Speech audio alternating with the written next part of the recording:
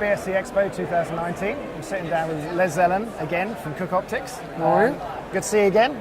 Always good to be seen. At Cinec, we were talking about the Anamorphic eye range that you're bringing out, and you're actually debuting here is it the 50 mil and the 50 mil? Well, we have the 50 mil normal Anamorphic, Yep.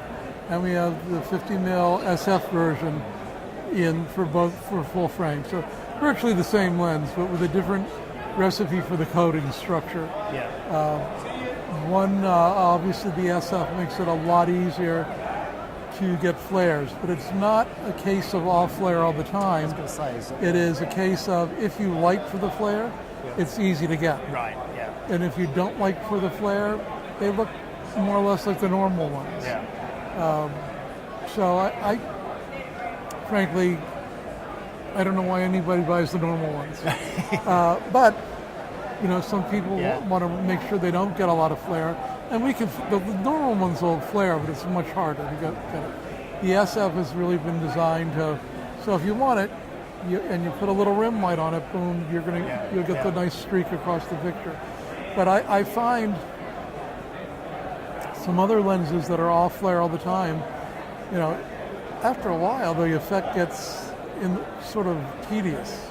Yeah. It's like any effect. You have to use it to highlight or to emphasize the scene you're in the scene. But if it's in every scene, then you just say, oh, okay, well. Well, it either becomes annoying or it loses its impact. So it becomes pointless. It's like any gimmick. Yeah.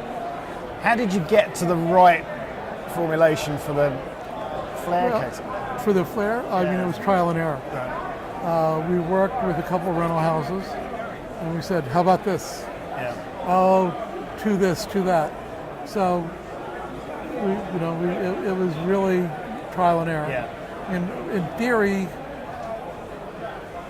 our tools will tell us, but in practice, these lenses get so complex with the cylinders, and the tolerances on some of these parts are held less or wider than you would like them to be. Yes. So it was really just trial and error. Yeah. And it's the thing. It's inherently subjective as well, isn't it? Because isn't it? Life is, right? Yeah. And the releases of the anamorphic lenses, where are we at in the range? Are they by NAV? So in about 2 months, we should be starting to deliver the 40, 50, 75, and 100. Yeah. The other 3 announced lenses are in order that they'll probably be seen is the 135, the 180, and the 32. Yeah. And if you think about the 32 in full frame, that's really like, I don't know, 10? I can't do the math. It's really super wide. It's similar to the 25 we have. It's actually wider than the 25 in Super 35, which is a 12 and a half. So it's a good bit of work, but we're really excited about them. They look great. I mean, full frame is more or less becoming a de facto standard. It's becoming the de facto something. Yeah. I have a different view of full frame. Right. Which is that I don't know. Actually, that's not true. I know 1 or 2 people that were saying, wouldn't full frame be wonderful?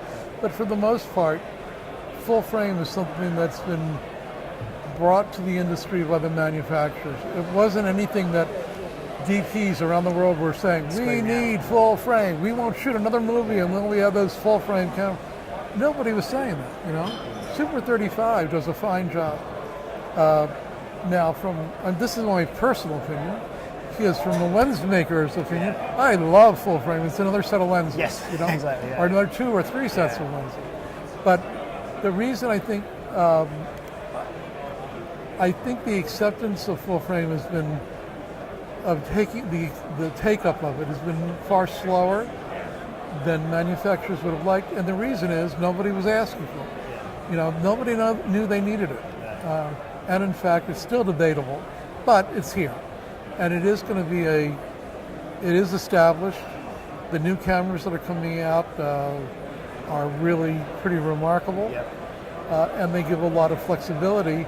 But I would bet you, like for the Sony Venice, I'd bet most of the stuff shot on it is in Super 35 mode, right? So, but it's a great camera, and you know, Aries with the LF and you know, whatever they have up their sleeve, you know, the format's here to stay. Yeah. The question really is, and it'll vary by market, is what percentage of the business will it take? And I think in a lot of places it's, you know, I think it's going to level off, at least for the foreseeable future, about 20%. Yeah. Now in some markets, especially newer markets where they don't have an infrastructure in place, they're going to go, it's like, you know, people that put in their broadcast system later, went right to they skipped, you know, what we had in the States of 525, and they went, you know, right up, and then, you know, they went up to higher standards from the get-go. So in some countries we're seeing them just embrace full frame like nobody's business. Yeah.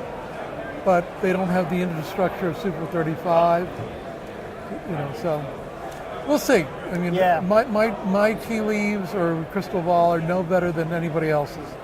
So, but as I said, from a lens maker's, wearing my Cooke hat, well, exactly. I'm a happy camper. Exactly. Yeah. Multiple new ranges of lenses, and that's the funny thing, isn't it? That it's constantly striving for newer, bigger sensors, more resolution, more pixels, and then we're still always harking back to vintage optics. It is, well, it's the nature. Again, this is good for me as a lens maker. Oh, sorry about that. Good for me as a lens maker. Yeah. So the engineers that design the cameras and the chips, you know, we started at, you know, SD resolution, then, you know, we inched our way up to HD, and then 2K and 4K, and, you know, now people are talking 8K. And when we get to 8, people will start talking about 16 and then 32. But frankly, the only people who need that kind of resolution are, like in our country, the NSA or whatever the equivalent MI6 or whoever it is here in England. Nobody looks good under that kind of resolution. Nobody. No, that's the thing. So as the cameras get better and better and better, the I should go back one step. The other thing about digital, and I love digital, you know, in the film world our market was like really small, and in digital our market is like astronomically bigger. But digital is a boring, sterile format. Sorry to you camera guys, but it is a boring, sterile format as compared to film. Yeah. If you shoot a white wall, a static shot of a white wall, and you do it in film, it's still a boring shot, but your eye is at least entertained a bit because you have there's some movement going on. If you do that same shot in digital, there's nothing going on. It's just a dead white wall. So I think cinematographers, since the advent of digital, well, I take that, since the advent of video, what did everybody in video want to do? They wanted to get the film look into video. Well, the physics of format size sort of prevented that. 2/3 inch does not have the same selective focus as 35 millimeter motion picture. And no matter what people did, I mean, there were tricks. You get a long lens and get very far away, but realistically, no matter what you did to get video to look like film, it still looked like video.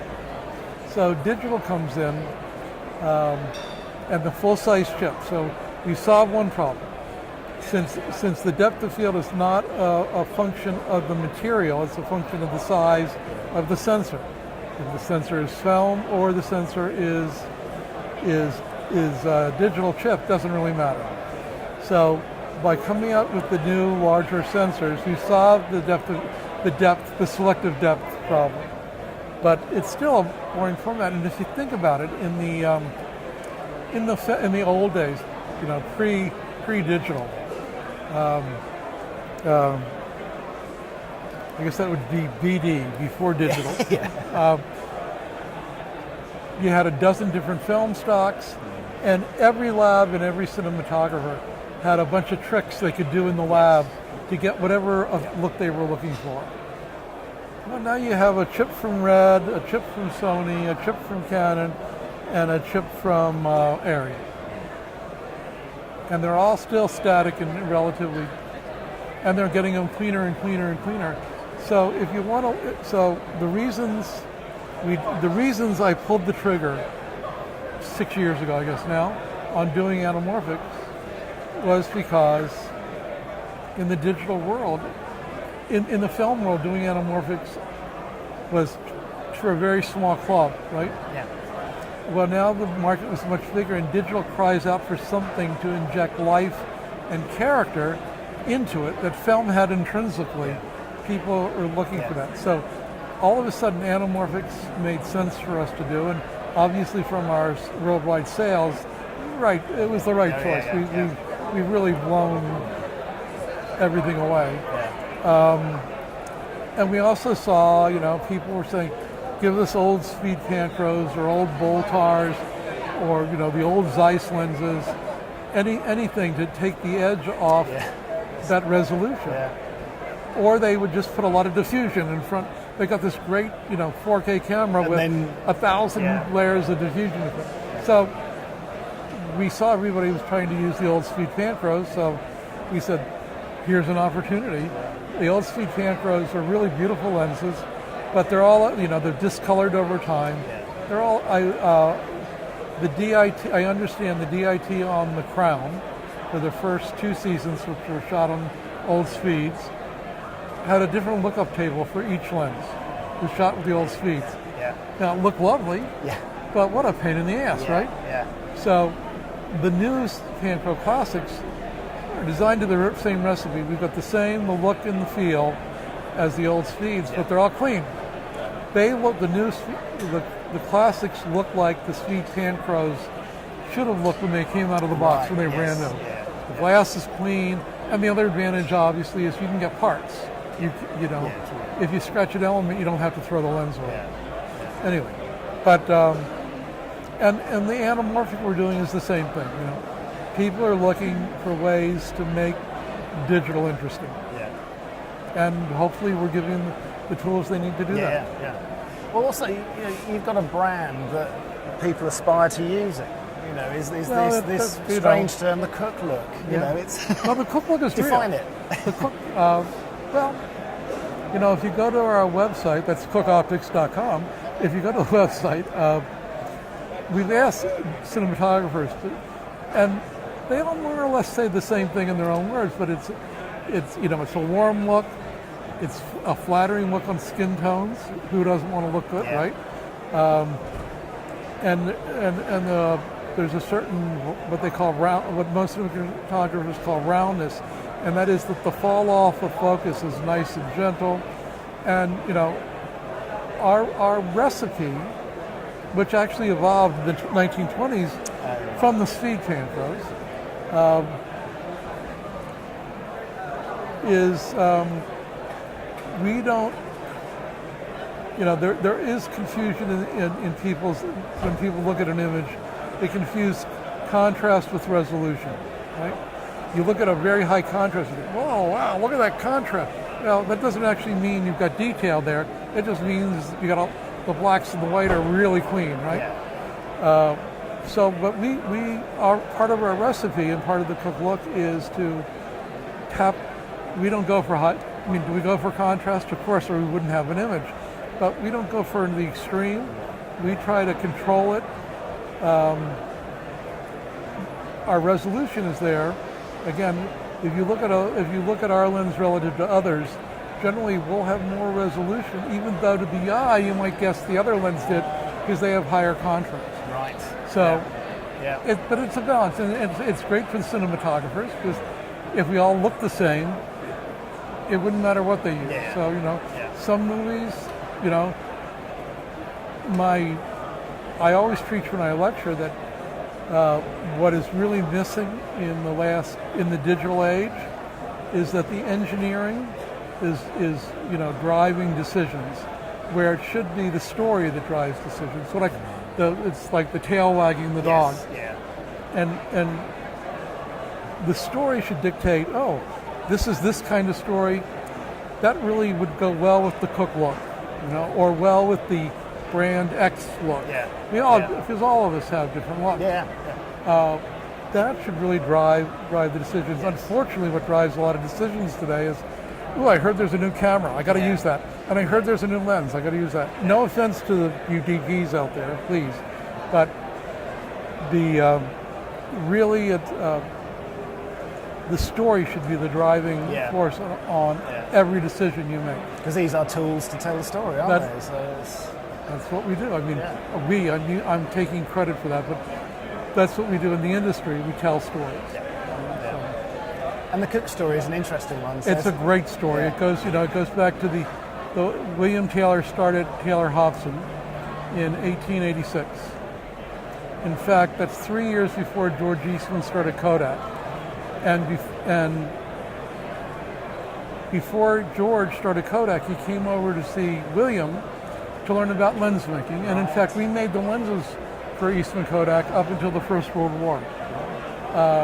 But the whole story of Cooke, would make a great movie. Yeah. I think Tom Hanks could play me, maybe. Yeah, maybe. Anyway. Or Tom Cruise. This would be I don't think I need this, a lot of. But just a fun aside, because I know. So William Taylor, these guys were so clever back in the engineers back then were so clever, and he was told in 1905 he was working too hard and he should take up a hobby. So he took up golf. And at the time, golf balls were round ping pong balls, basically. Hard ping pong balls.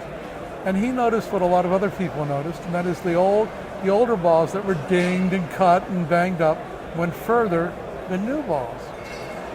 And frankly, that's where everybody stopped thinking, but he's such a clever engineer. He went home and thought about, and actually Taylor Hobson, invented the dimpled golf ball. So if you're there are a lot of golfers in the industry, you owe your thanks to Cooke for those dimpled golf balls. So it touches everything. It's fantastic. It's just, and the whole story is filled like that. When we were honored to get an Oscar a couple of years ago, we're in Leicester, so the Academy doesn't take a lot of notice of us, and we're not an 800-pound gorilla in the industry. And but when I told them, when sound movies came in, it's the speed Panchros that we developed that made sound movies possible to be shot, because all the lenses were just too slow. When Technicolor, before they were just what they are today, when Technicolor was a 3-strip camera process and was a film process, nobody could figure out the old Technicolor 3-strip cameras. They were basically like a 3-tube or a 3-chip camera. So they needed the lens had to throw the light out of the back of the lens through a prism, so it had to go a long way. Nobody could figure that out. The Technicolor sent their engineers to Cooke, and we solved that problem. And these principles that we developed along the way are used in every lens today. So, but that technology, at a lot of turns in the industry, when there was a problem, Cooke solved it. And anyway, it's a great story, and obviously I get pretty animated talking about it. And hopefully, Cooke's been around 100. The company's been around 130 years, or almost 130 years, and I hope we're around another 100. I think you will be. I hope so. That's fantastic. Good to speak to you again, Les. Very good. Thank you. Look forward to seeing you at another show. We'll have another lens out. Yeah. Thank you so much. Thank you.